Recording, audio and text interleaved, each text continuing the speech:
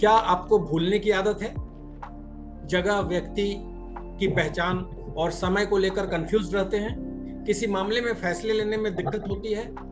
या आपकी पर्सनैलिटी पर डिप्रेशन, एंजाइटी और चिड़चिड़ापन हावी हो रहा है? अगर हाँ, तो सावधान हो जाइए। ये सब डिमेंशिया के लक्षण हो सकते हैं। हम आपको डरा नहीं रहे, बल्कि आगाह कर रहे हैं एक संभावित खतरे से, जिसे आप समय रहते रोक सकते हैं। नमस्कार, मैं हूं किशोर मालवीय और आप देख रहे हैं हेल्थ केयर विद किशोर मालवीय। हाल ही में डिमेंशिया पर एक बड़ी स्टडी हुई है, जिसमें बताया गया है कि डिमेंशिया के कुल मामलों में 45% केसेस प्रिवेंटेबल होते हैं। इसके लिए रिस्क फैक्टर्स को कंट्रोल करना होता है। लैंसेट की इस स्टडी के अनुसार अलग अलग स्टेजेस में 14 मॉडिफाइबल रिस्क फैक्टर्स होते हैं, पर कुछ ऐसे हैं जिन्हें सबसे पहले कंट्रोल करना जरूरी है। अनकंट्रोल विजन लॉस और हाई एलडीएल कोलेस्ट्रॉल भी बड़े रिस्क फैक्टर्स हैं। आज हम इन्हीं मुद्दों पर विस्तार से बात करेंगे और समझेंगे आज की एक्सपर्ट डॉक्टर दीपिका वर्मा से कि हमें क्या करना चाहिए और क्या नहीं। Doctor Deepika Verma Max Hospital Vaishali और Pushpanjali medical centre and health and happiness clinic में कंसल्टेंट हैं। She is specialised in women health issues. पहला सवाल मेरा ये है कि ये डिमेंशिया को लेकर लोग बहुत कंफ्यूज रहते हैं। ये डिमेंशिया है क्या? देखिए, डिमेंशिया बहुत लोग जनरल ले टर्म में बोलते हैं कि मेमोरी लॉस हो गया है। बेसिकली डिमेंशिया एक प्रोग्रेसिव न्यूरोलॉजिकल कंडीशन है, एक ऐसी बीमारी है जिसमें बहुत सारे लक्षण होते हैं। बट हाँ, सबसे पहला और सबसे इम्पोर्टेंट लक्षण होता है मेमोरी लॉस। अब हमें कब सतर्क रहना चाहिए, हमें क्या करना चाहिए, लोगों को कैसे पता चले? सबसे पहला चेंज यही आता है कि बहुत से पेशेंट जो भी डिमेंशिया के आते हैं, सबसे पहला कंप्लेंट घर वालों का यही होता है कि उनको छोटी छोटी चीजें, रिसेंट वाली मेमोरी याद नहीं रहती। सुबह नाश्ता करने के बाद दोबारा से मांगते हैं। सबसे इमीडिएटली मेमोरी लॉस एक पहला कंप्लेंट होता है। बट मेमोरी लॉस के अलावा भी बहुत सारी चीजें हैं जिनके लिए फैमिली मेंबर्स को थोड़ा सा अलर्ट रहना पड़ता है, जैसे कि लॉस ऑफ जजमेंट। उनको कोई भी रैशनल डिसीजन नहीं ले पाते, जजमेंट लॉस हो जाता है, जो भी चीजें पहले कर पाते थे वो नहीं कर पाते। ये सारी चीजें बहुत, एक डिमेंशिया एक बीमारी है जिसके अंदर बहुत सारे सिम्टम्स आते हैं, पर सबसे मेजर सिम्टम है मेमोरी लॉस, जो मैक्सिमम पेशेंट्स में होता है। बहुत सारे पेशेंट्स आते हैं जिनको अपनी एनिवर्सरी 20-30 साल पुराने जो इवेंट्स होते हैं वो जरूर याद रहेंगे, बट जो रीसेंट मेमोरी है वो याद नहीं रहेगी। मॉर्निंग में चाबी उन्होंने कहीं रखा, they will forget. This is dementia. Dementia में सबसे इंपॉर्टेंट मेमोरी लॉस और जजमेंट लॉस होना, ये बहुत इंपॉर्टेंट है, जो सबसे पहले फैमिली मेंबर्स के नोटिस में आना चाहिए। डॉक्टर दीपिका, आपने तो ये बताया कि किसी को अगर डिमेंशिया है तो उसके सिम्टम्स ये हो सकते हैं। मुझे ये भी जानना है कि डिमेंशिया होने से पहले ऐसे क्या सिम्टम्स, ऐसे क्या चेतावनी हो सकती है जिससे कि हम सावधान हो जाएं और डॉक्टर के पास जाएं, क्योंकि नाश्ता अगर हमने सुबह कर लिया और वो भूल गए तो ये तो डिमेंशिया होने के बाद की बात है। उससे पहले के हमें कुछ लक्षण बताइए। देखिए, जैसे कि सबसे ज्यादा कॉमनेस्ट ये 60 अबव ही होता है।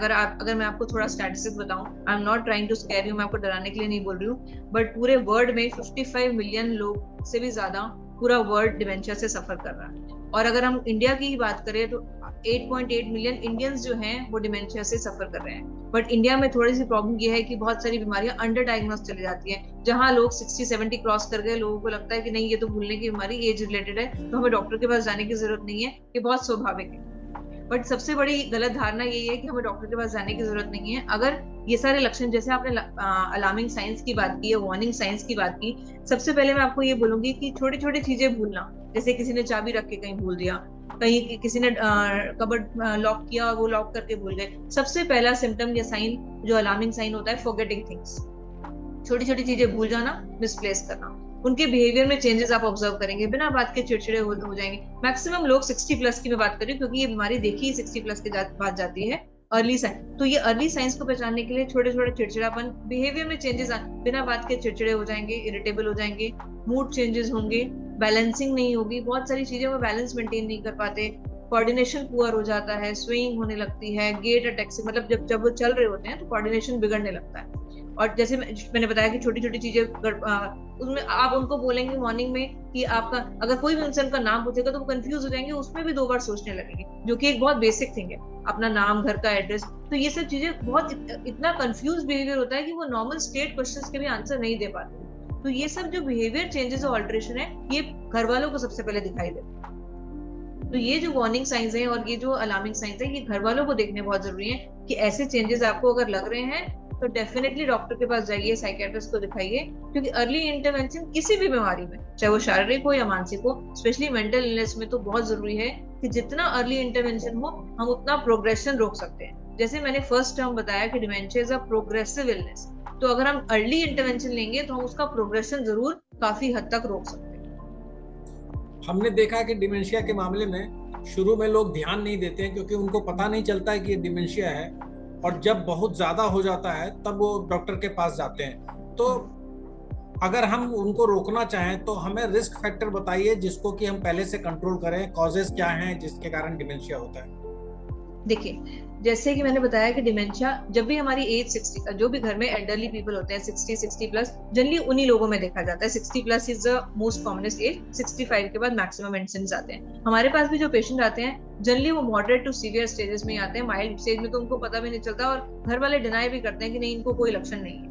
अब रिस्क फैक्टर्स क्या है?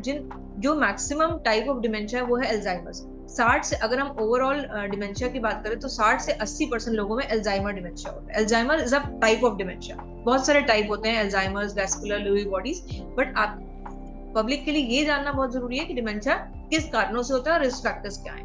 हाइपरटेंशन, बीपी एक सबसे मेजर कारण है।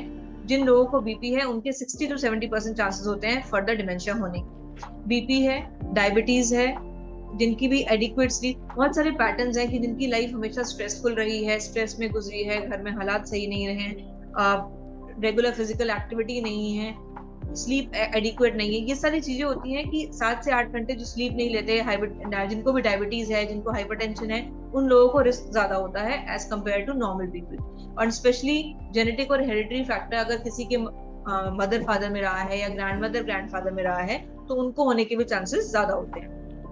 तो जो भी प्री डिस्पोजिंग कंडीशंस हैं, comorbidities like BP, hypertension, diabetes, cholesterol ज्यादा है, इन सब लोगों को ज्यादा अवेयर होने की जरूरत है कि इन लोगों को जल्दी से जल्दी दिखाना चाहिए। तो हम ये मान लें कि अगर कोमॉर्बिडिटीज नहीं है तो उनको डिमेंशिया नहीं होगा?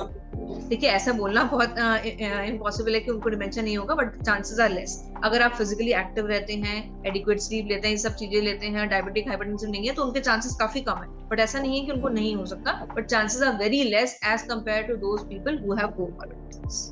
तो इसका मतलब है कि डिमेंशिया लाइफस्टाइल और खान पान से भी जुड़ा हुआ है? बिल्कुल, बहुत ज्यादा डिपेंड। ये सारी जो चीजें मैंने आपको बताई, रिस्क फैक्टर्स, हम प्रिवेंशन में भी यही बात करते हैं कि ये सारी चीजें बहुत इंपॉर्टेंट है इन सब चीजों को बचाने के लिए, डिमेंशिया को बचाने के लिए। अल्कोहल और स्मोकिंग का क्या रोल है? अल्कोहल से ज्यादा स्मोकिंग का रोल है। Smoking is a predisposing factor. Smoking, जिन लोग बहुत ज्यादा हैवी स्मोकर्स और क्रॉनिक स्मोकर्स होते हैं उनको चांसेस ज्यादा होते हैं डिमेंशिया। डॉक्टर दीपिका, एक आम आदमी को बताइए, हमारे दर्शकों को बताइए, जैसा आपने कहा कि अगर इनिशियल स्टेज में पता चल जाए तो प्रोग्रेस करने में और मतलब इसके डायग्नोस में और इसके ट्रीटमेंट में बहुत आसानी और बहुत फायदा होता है, वो कौन सा हद है जब एक स्वस्थ आदमी ये समझे कि अब हमें डॉक्टर के पास जाना चाहिए? देखिए, मैं इसके बारे में एक छोटा सा निमोनिक बताती हूँ, ABCD। सबसे पहले जो डिमेंशिया के पेशेंट होते हैं ना, उनकी एक्टिविटीज ऑफ डेली लिविंग, मतलब जो रोजमर्रा के काम होते हैं वो भी वो नहीं कर पाते, वो इफेक्ट होने लगते हैं। जो इंसान खुद से नहाता था, खुद से कपड़े पहनता था, खुद से, वो आप देखेंगे कि डिसऑर्गेनाइज होने लगेंगे, कपड़े भी ठीक से खुद से नहीं पहन पाएंगे, नहाने धोने में भी उनको बेसिक डेली लिविंग की एक्टिविटीज भी इफेक्ट हो जाएंगी, जिससे घर वाले बहुत सतर्क हो जाते हैं कि नहीं, देयर इज समथिंग रॉन्ग, कुछ ना कुछ गड़बड़ है। दूसरा ए हो गया activities of daily living. B is behaviour changes. जैसे मैंने आपको पहले भी बताया कि बहुत चिड़चिड़ापन, बिना बात के गुस्सा आना, बिहेवियर प्रॉब्लम्स में इतनी हद तक हो जाते हैं कि कुछ पेशेंट को डेल्यूजन और हेलुसिनेशन भी होने लगते हैं, मतलब आवाजें सुनाई देने लग, वो सीवियर स्टेजेस में आता है, बट ये सारी चेंजेस डिमेंशिया के साथ एसोसिएटेड है। कुछ लोगों को आवाजें सुनाई देने लगती हैं, चिड़चिड़ापन इतना ज्यादा हो जाता है, उनको लगता है कि मेरे सामने कोई बैठा है, अपने आप में बैठ के बात करते रहते हैं, हंसते रहते हैं, ये सारे बिहेवियर प्रॉब्लम्स हैं।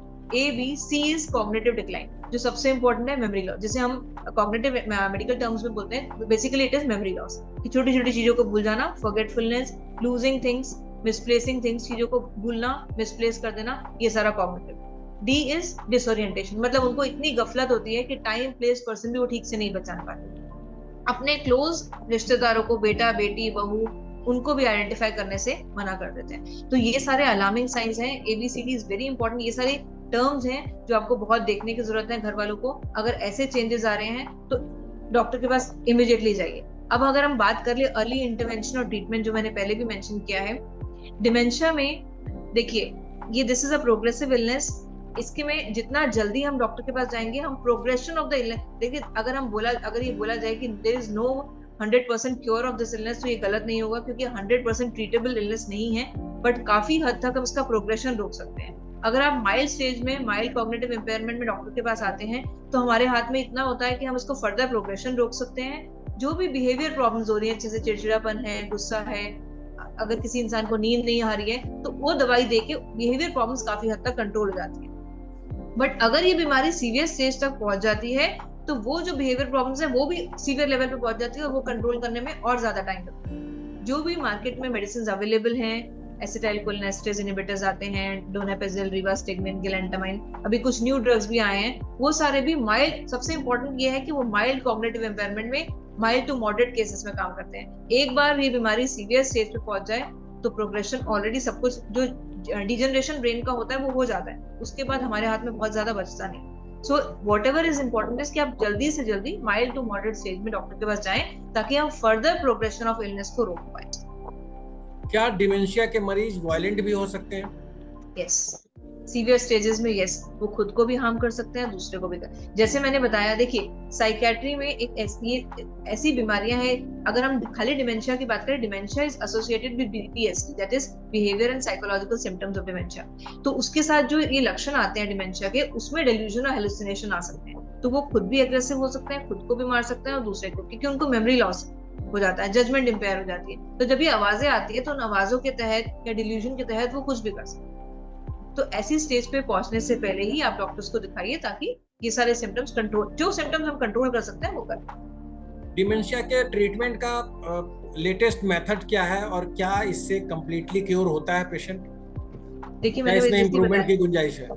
देखिए मैंने यही बताया, जैसे कि बहुत सारे ड्रग्स मार्केट में हैं जो बहुत टाइम से चल रहे हैं, जैसे डोनापेजिल है, रिवास्टिग्मिन है, गैलेंटामाइन है, अभी भी कुछ न्यू ड्रग्स आए हैं, डेनिजुमैब वगैरह। बट ये सारे जो ड्रग्स हैं, अगर आप इनको बोलेंगे पूरी तरह क्योर कर देंगे, then the answer is no. पूरी तरह क्योरेबल नहीं है, बट प्रिवेंटेबल है, ट्रीटेबल है। उसका मतलब ये है कि mild to moderate cognitive impairment को हम अगर ट्रीट करना चाहें तो फर्दर प्रोग्रेशन प्रिवेंट कर सकते हैं। इससे जुड़ी जो प्रॉब्लम्स हैं, इंसोम्निया, नींद नहीं आना, बिहेवियर प्रॉब्लम, साइकोलॉजिकल प्रॉब्लम्स, उनको ट्रीट किया जा सकता है। सबसे ज्यादा यही है कि माइल्ड टू मॉडरेट स्टेजेस में डॉक्टर के पास ट्रीटमेंट लो, तो प्रिवेंशन और further progression of disease prevent किया जा सकता है। अभी जो लैंसेट की स्टडी हुई है, उसमें जो बताया गया है कि एलडीएल कोलेस्ट्रॉल और विजन लॉस, ये भी डिमेंशिया का सिम्टम्स है। आपने कभी महसूस किया है कि किसी मरीज में ये सिम्टम्स? देखिए कोमॉर्बिडिटीज से, अगर जैसे मैंने बताया कि डायबिटीज है, हाइपरटेंशन है, अगर किसी पेशेंट को डायबिटीज है, उसकी कोई कॉम्प्लिकेशन हो गई है, तो वो डिमेंशिया से एसोसिएट हो गया। ऐसे कोई डायरेक्ट कोरिलेशन अगर हम बोले जाए कि डिमेंशिया की वजह से मेमोरी लॉस, विजन लॉस होता है, it is not so, but comorbidities can lead to anything. जितनी ज्यादा बीमारियां होंगी, कॉम्प्लिकेशंस उतने ही होने के चांसेस होते हैं।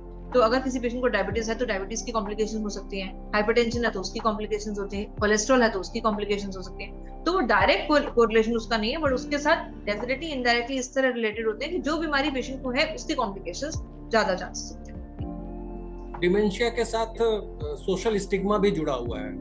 बहुत से लोग बताना नहीं चाहते हैं, क्योंकि दिमाग से रिलेटेड कुछ हल्की बात भी हो तो लोग पागल बोलने लगते हैं उनको। इस डर से लोग छिपाते हैं उसको। आपने ऐसा महसूस किया अपने पेशेंट में कि वो आपके पास देर से इसलिए आए कि वो सोशल स्टिग्मा से डर रहे थे? देखिए साइकेट्री में हर बीमारी को लेकर सोशल स्टिग्मा है, इसमें कोई डाउट नहीं है। और जहाँ पे एक एज फैक्टर 60-70 हो जाता है, तो लोगों को लगता है कि एज के साथ मेमोरी लॉस हो रहा है, बट आप ये देखिए हर पेशेंट को मेमोरी लॉस नहीं होता। बहुत सारे पेशेंट 80-85 में भी नॉर्मली बिहेव करते हैं जैसे बाकी लोग करते हैं। तो नॉर्मल पीपल को, सब लोगों को ये समझने की जरूरत है कि हर इंसान को मेमोरी लॉस नहीं होता। दिस इज नॉट, ये कोई रूल नहीं है एजिंग का कि अगर इंसान एज में बढ़ रहा है, 70-80 साल का हो रहा है, तो उसको मेमोरी लॉस होगा ही। मेमोरी लॉस होना और उसके और लक्षण होना डिमेंशिया की बीमारी है, जो हमें समझने की जरूरत है कि एक मानसिक बीमारी है, और इसके लिए इंटरवेंशन और ट्रीटमेंट कराना जरूरी है। दवाई के साथ साथ नॉन फार्माकोलॉजिकल चीजें भी हैं जो हम करते हैं, जैसे लाइफस्टाइल मॉडिफिकेशन, कॉग्निटिव ट्रेनिंग, ये सारी चीजें भी। कई बार बहुत सारे पेशेंट्स को ये बताने की जरूरत होती है, देखिए डिमेंशिया में जो पेशेंट है वो तो सफर करता ही करता है, और साथ में घर वाले जो केयर गिवर है उनके ऊपर बर्डन बहुत ज्यादा आता है। 24 घंटे एक पेशेंट का ध्यान रखना, वो रात में सो नहीं रहे, तो इसलिए डिमेंशिया के पेशेंट्स को हम सबसे पहले उनको केयर गिवर्स को ये बोलते हैं कि आप एक अटेंडेंट रखिए ताकि आपके ऊपर भी बर्डन ना आए, क्योंकि जो केयर गिवर होता है ना, ट्रीट करते करते वो ही स्ट्रेस्ड आउट हो जाता है। कई बार तो उनकी लाइफ मेसी हो जाती है, चाहे वो स्पेशली वाइफ और हस्बैंड की। अगर हस्बैंड पेशेंट है तो वाइफ डिस्टर्ब हो जाती है, अगर वाइफ पेशेंट है तो हस्बैंड डिस्टर्ब हो जाते हैं, क्योंकि जो पेशेंट है वो तो सफर कर ही रहा है, केयर गिवर ज्यादा डिस्टर्ब करता है। तो केयर गिवर की भी काउंसलिंग होना और केयर गिवर के भी सेशन देना बहुत जरूरी है कि वो कैसे मैनेज करें, वो कैसे स्ट्रेस को डील करें और कैसे ड्यूटीज डिवाइड करें, अपने आप को कैसे बर्डन डिवाइड करें ताकि उनके ऊपर ही स्ट्रेस आउट ना हो। क्या कोई ऐसी स्टडी हुई है जिससे ये पता चले कि डिमेंशिया केसेस में कितने % मामले कंप्लीटली क्योर होते हैं? देखिए, जैसे मैंने बोला, it is a progressive illness, तो ऐसा बहुत ही रेयर होता है कि बहुत कम्प्लीटली क्योरेबल है and patient will come back to the normal stage. जब भी डिमेंशिया का पेशेंट हमारे पास भी आता है, हम उनको यही बोलते हैं कि आज तक जो मेमोरी लॉस हो चुका है, जो डिजनरेशन हो चुका है, उसमें हम कुछ नहीं कर सकते। Further progression we can prevent, because this is a progressive illness. वो जो प्रोग्रेशन डिजनरेशन का हो रहा है वो बढ़ता ही जाएगा, बट हम काफी हद तक उस प्रोग्रेशन को रोक सकते हैं। जो लॉस हो चुका है, जो डिजनरेशन हो चुका है, वो हम कुछ नहीं कर सकते। तो जो 60 साल की उम्र की दहलीज पे खड़ा है उसको आप क्या बोलेंगे, क्या करना चाहिए? और वो कोमोर्बिडिटीज से भी है पीड़ित मामले हैं, तो उनको क्या करना चाहिए? बहुत सारी चीजें डिमेंशिया में प्रिवेंशन के लिए आते हैं। सबसे इंपॉर्टेंट है, जो हम हर बीमारी में बोलते हैं, शारीरिक हो या मानसिक, हेल्दी एंड बैलेंस डाइट। आप जहां पर भी, मैं बोलूंगी 60 पे नहीं, मैं बोलूंगी अगर आप 30 या 40 के टाइम से ही ये सब चीजें शुरू कर दें, हेल्दी, ये सारी चीजें, तो डिमेंशिया के रिस्क ही कम हो जाएंगे। जो भी एज 30-40 क्रॉस कर रहे हैं, 30-40 में आ रहे हैं, वहीं से अलर्ट हो जाइए। Healthy and balance diet, specially ketogenic diet लीजिए जिसमें कार्बोहाइड्रेट ज्यादा हो, प्रोटीन मॉडरेट प्रोटीन हो, लो कार्बोहाइड्रेट हो। और जिनको भी कोमॉर्बिडिटीज है, जैसे हाइपरटेंशन और डायबिटीज, अगर आपको पता है कि आप हाइपरटेंसिव हैं तो उसके प्रिवेंशन के लिए आप जो भी कर सकते हैं, नमक कम खाइए, वॉक कीजिए। डायबिटिक है तो उसके प्रिवेंशन के लिए जो भी कर सकते हैं, 7 से 8 घंटे नींद एडिक्वेट लीजिए, और कोशिश कीजिए कि रेगुलर फिजिकल एक्टिविटी जरूर हो। जो भी लोग स्मोकिंग करते हैं, they have to be very careful. Smoking is a predisposing factor for dementia. जितना कम स्मोकिंग करें, जितना अवॉइड करें, उतना बेटर है। ये सारे प्रिवेंशन है कि अगर आप 40 से शुरू कर दें ये सारी चीजें करना, तो डिमेंशिया का रिस्क अपने आप ही कम हो जाएगा। बट 60 के बाद yes, you have to be more alert. अगर जिनको ये है कोमॉर्बिडिटीज हैं, उनको इमीडिएटली डॉक्टर के पास जाना चाहिए और अपनी सारी चीजें कंट्रोल करनी चाहिए और इंटरवेंशन करनी चाहिए। डिमेंशिया के बारे में कुछ और आप ऐसी बात बताना चाहें जो आम आदमी नहीं जानता हो? देखिए, डिमेंशिया के लिए बहुत सारे हम एक चीज है जो कॉग्निटिव रिजर्व एक होता है। whenever even we used to study, ये सब बोला जाता है कि बहुत सारी पजल गेम्स होती हैं, वर्ड गेम्स होती हैं, ये आप जितने यंग एज से, इनफैक्ट बच्चों में भी आप शुरू कर दीजिए, कॉग्निटिव रिजर्व बढ़ता रहता है। जब भी जो लोग ड्राइव करते हैं, एक ही रास्ता ना लेकर अलग अलग रास्ते से जाइए। जितने भी सुडोको वाली गेम्स हैं, पजल गेम्स हैं, वर्ड गेम्स हैं, उनको जरूर खेलिए। कार्ड गेम्स हैं, इनसे कॉग्निटिव रिजर्व बढ़ता है और डिमेंशिया होने के चांसेस कम होते हैं। बहुत सारे लोग खेलते हैं, they have a habit of playing, पर जो नहीं भी खेलते, they should inculcate these habits of playing such mind games. Definitely ये सब डिमेंशिया को प्रिवेंट करते हैं, क्योंकि ये सारी चीजें ना ब्रेन के रिजर्व को बढ़ाती हैं, जो इन डायरेक्टली डिमेंशिया के प्रिवेंशन में हेल्प करता है, डिमेंशिया को होने से हेल्प करता है। तो ये सारी गेम्स आपको लाइफ में लानी चाहिए, जो डेली रूटीन में खेलना चाहिए। तो ऑनलाइन गेम अगर हम खेलें, चेस खेलें, कार्ड्स खेलें, ऑनलाइन गेम, उससे फायदा होगा? ऑनलाइन क्यों खेलें, ऑफलाइन खेलिए। चेस खेलना है तो ऑफलाइन खेलिए, पजल्स खेलना है तो ऑफलाइन। उसके लिए तो पार्टनर की जरूरत होती है, सभी तैयार होंगे। बट यही तो प्रॉब्लम है, ऑनलाइन में तो एक के बाद एक वो, तो फिर एक इंटरनेट एडिक्शन की, आजकल की यंग जनरेशन तो वैसे ही ऑनलाइन में इतना ज्यादा, उनको तो जितना स्क्रीन यूज हम कम बताएं उतना अच्छा है। बहुत पहले भी बहुत सारे लोग ये सारी गेम्स खेलते थे। पहले बहुत सारे लोग कार्ड्स खेलते थे, पजल्स खेलते थे, सुडोको खेलते थे। हर न्यूज़पेपर में सुडोको होता है। आजकल न्यूज़पेपर लोगों के घर में आने बंद हो गए हैं। तो द थिंग इज कि ये सारी चीजें ऑफ स्क्रीन कीजिए, ताकि फैमिली भी इन्वॉल्व हो, आप भी इन्वॉल्व हो, बच्चे भी इन्वॉल्व हो। ऑनलाइन वाला मोड से स्विच होके ऑफलाइन पे वापस आए तो ज्यादा बेटर।